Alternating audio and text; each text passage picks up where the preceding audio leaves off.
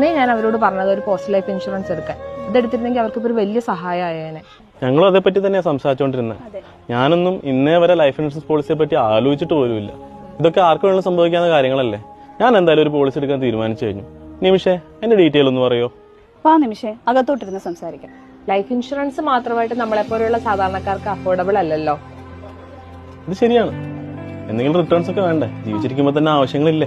Post life insurance ആകുമ്പോൾ നമുക്ക് life കവറേജിന്റെ കൂടെ നല്ലൊരു സേവിങ്സും കിട്ടും. നമ്മളൊരു നിശ്ചിത കാലയളവിലേക്കാണല്ലോ പോളിസി എടുക്കുന്നത്. ആ കാലാവധി കഴിയുമ്പോൾ പോളിസി ഹോൾഡർക്ക് നല്ലൊരു എമൗണ്ട് മെച്യൂരിറ്റി ആയിട്ട് ലഭിക്കും.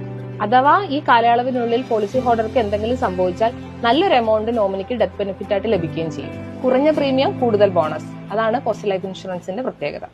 എന്നാ പിന്നെ ഫോം എടുക്കട്ടെ? എന്തൊക്കെ ഡോക്യുമെന്റ്സാ വേണ്ടത്? അത് ഏജ് പ്രൂഫും അഡ്രസ് പ്രൂഫും ഫോട്ടോയും പിന്നെ ഡിഗ്രി ഓർ ഡിപ്ലോമ സർട്ടിഫിക്കറ്റിന്റെ കോപ്പി. അയ്യോ, എനിക്ക് ഡിഗ്രി ഇല്ലല്ലോ. ഡിഗ്രി ഇല്ലേ? ചേച്ചി ഡിഗ്രി അല്ലേ? എനിക്ക് ഡിഗ്രി ഉണ്ട്. അങ്ങനെയാണെങ്കിൽ നമുക്ക് യുഗൾ സുരക്ഷ എന്ന് പറയുന്ന നല്ലൊരു പ്ലാൻ ഉണ്ട്. അതാകുമ്പോൾ ഭാര്യയ്ക്കും ഭർത്താവിനും കവറേജും കിട്ടും. ഏതെങ്കിലും ഒരാൾക്ക് എലിജിബിലിറ്റി ഉണ്ടായാൽ മതി. അങ്ങനെയാണെങ്കിൽ ചേരാമല്ലോ. ഓക്കെ.